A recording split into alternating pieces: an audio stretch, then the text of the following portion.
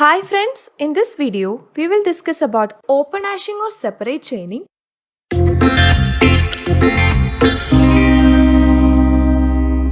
the previous videos, we learned about linear probing or closed hashing. So in linear probing or closed hashing, if any collision occurs, we will linearly check for the available index one by one. And if we find any available index in this checking, we will place the key there. For example, let us insert key 20 in this hash table. So the key is 20 mod 5, that is 0. So check whether the hash index 0 is available. Here it is not available as element 10 is already present in the hash index 0. So we can say a collision occurred. And in linear probing, what will we do? We will linearly check for the available index one by one. So check the next index and it is available. So place our element 20 there. So this is how we avoid a collision in closed hashing or linear probing. But in open hashing or separate chaining, we will use an array of the linked list to avoid the collision. Here, each linked list is considered as a chain. Hence, this method is called separate chaining. Here we have 5 chains, chain of 0 to chain of 4. See here, if we want to insert element 20, the key will be 20 mod 5, that is 0.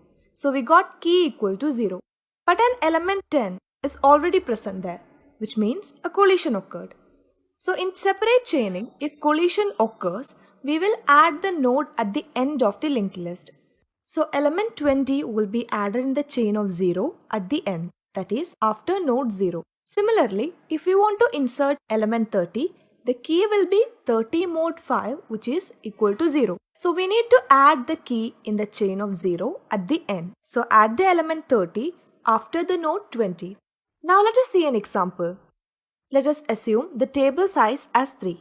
So here we will have 3 chains, chain of 0, chain of 1 and chain of 2. And these are the head nodes for 3 separate linked lists.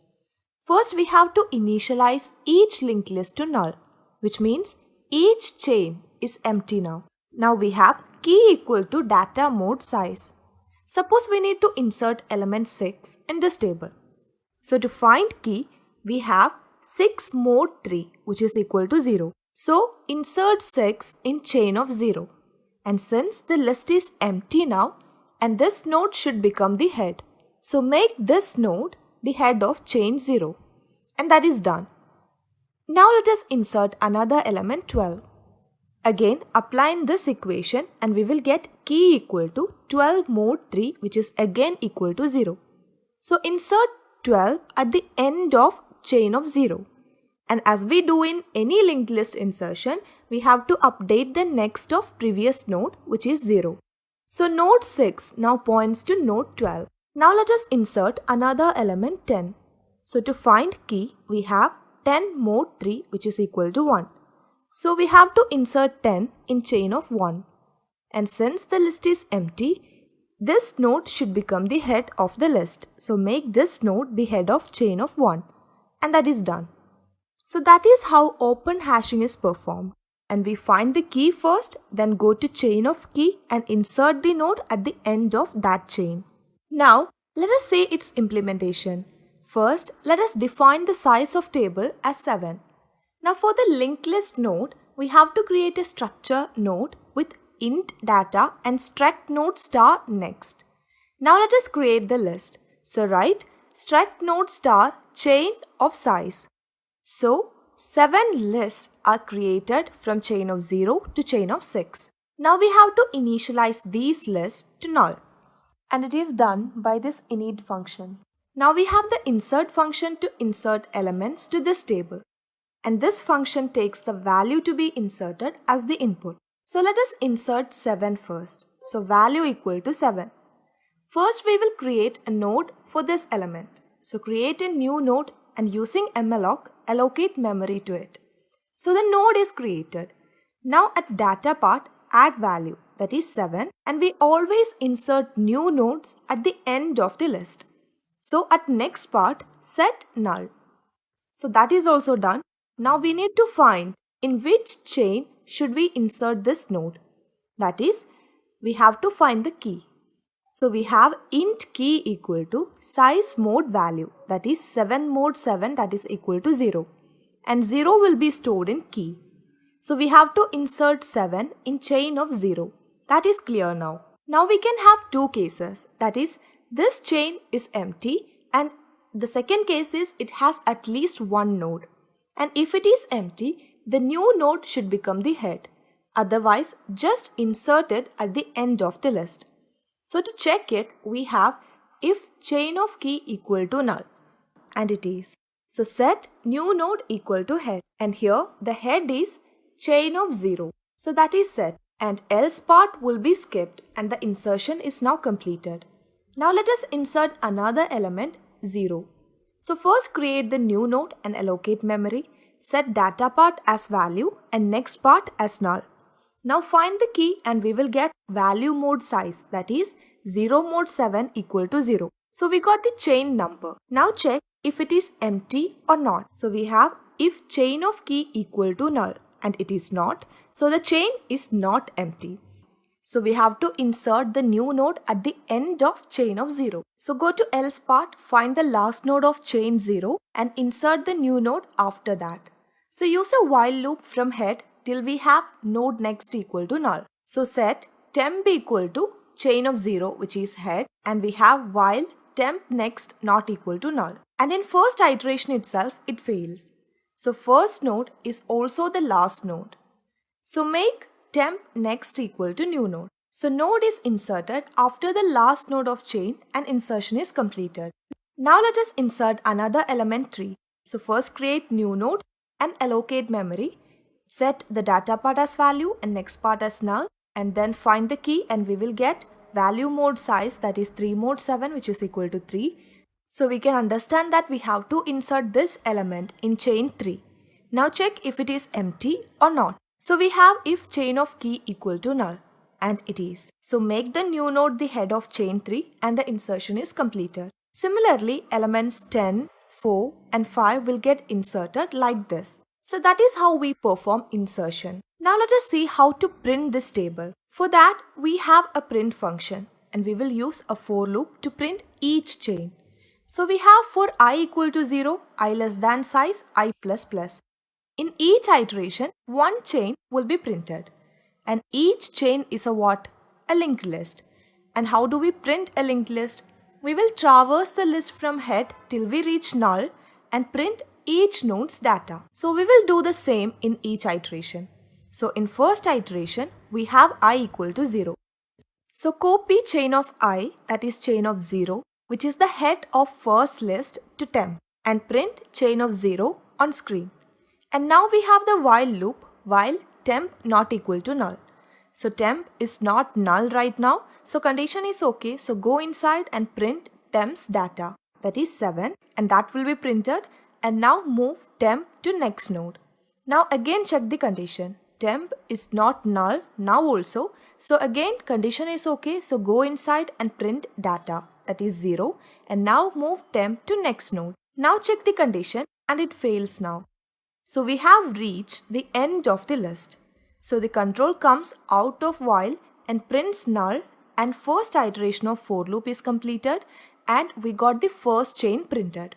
Similarly, all chains will be printed in the next iterations. So that is how we perform insertion and printing. Now what about searching and deletion? These operations are also as same as we perform searching and deletion in linked list. So let us see how to search. So we will have the element to be searched and first we will find the key and in that chain we will search the element as we search any linked list. So let us see. We have value to be searched equal to 10. First find the key, that is 10 mod 7 equal to 3. So go to chain 3 and traverse it till we reach 10 or till we reach the end. So copy chain of 3, that is head of list 3 to temp and use a while loop while temp. And in first iteration, check if temp data equal to 10 and it is not. So move temp to next node. So go to next iteration and check the condition. And temp is now equal to 3028 and not null. So the condition is okay. So check if temp data equal to value 10 and it is. So return 1 as the search is found. And if the element is not present, then at a point, that is When temp reaches the last node, this while loop condition will fail and control will come out and return 0. So that was about searching, and now let us talk about deletion. Deletion is also a similar process. First we have to find the key, go to that chain and then perform deletion. So let us delete value 7 here. So first find the key and it will be equal to 7 mod 7, which is equal to 0. Now create temp initialized to head of chain 0, that is chain of key, and also declare dialog. Now before we can delete a node, first we have to find if it is present or not. So we have to traverse the list to find the value, that is 7. So we have if temp not equal to null and it is true here, and here we can have two cases. One is node to be deleted is the head, and the second case is it is not head. So first check if head contains the element 7 and it is true here. So delete that node, make its next node the new head. So copy temp, that is head, to dialog and make temp's next node the head. So we have temp equal to temp next. Now free the old head which is copied in dialog, and the deletion is now successful, so we can return 1. Now let us delete another element 10. So first find the key and it will be equal to 10 mod 7, which is equal to 3. Now create temp and dialog, and temp is initialized to chain of key, that is head of the list 3. Now we have if temp not equal to null and it is true. And here as we discussed, we can have two cases, so we have to check it. So first check if head contains the element 10 and it is not. So go to else part and traverse the list to find 10. So we have while temp next, and in first iteration the condition is okay. So check if temp next data is equal to 10, and it is. So delete that node and make its previous node's next equal to the node to be deleted's next node. Otherwise it will point to deleted memory. So node to be deleted is temp next and its previous node is temp here. So copy temp next to dialog, which is the node to be deleted, and make temp next equal to temp next next, that is null. Now free the node which is copied in dialog, and the deletion is now completed, so we can return 1. And if the node to be deleted is not found, then the control comes out of this while loop and returns 0 as the deletion was unsuccessful. So that is how we perform insertion, printing, searching and deletion in OpenHashing. So in insertion, we have to find the key first, then perform inserting a node at the end of linked list. In searching, we find the key first, then perform searching a linked list. And in deletion, as we did in insertion and searching, first we have to find the key, then in that chain, in that linked list, we have to perform deletion. And in printing, we have to traverse each list and print it.